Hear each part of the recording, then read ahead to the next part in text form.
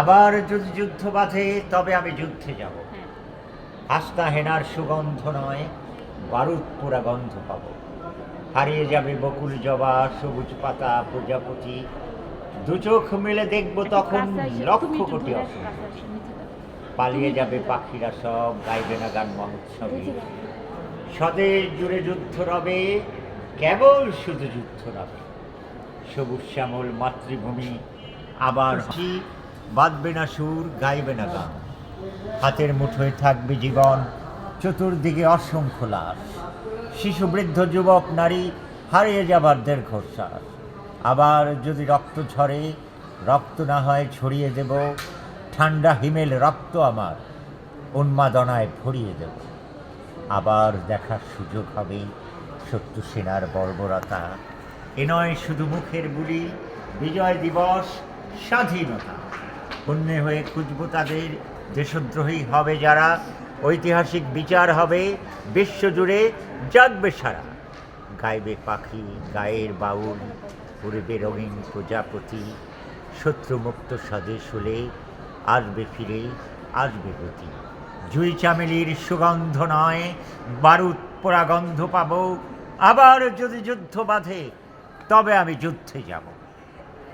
অনেক সুন্দর, অনেক অনেক সুন্দর, অনেক অসহায় অনেক অনেক সুন্দর। পদ আছে, কত জিনিসের ভিতরে।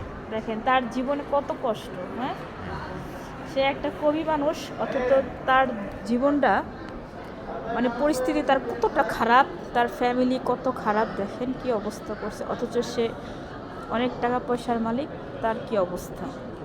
মানুষের জীবনের কোনো তার বাড়ি আছে শাওরাপাড়া, হ্যাঁ তার সৎ ভাই বোন এইভাবে তাকে ফেলে দিয়ে চলে গেছে হ্যাঁ, সম্পত্তির লোভে।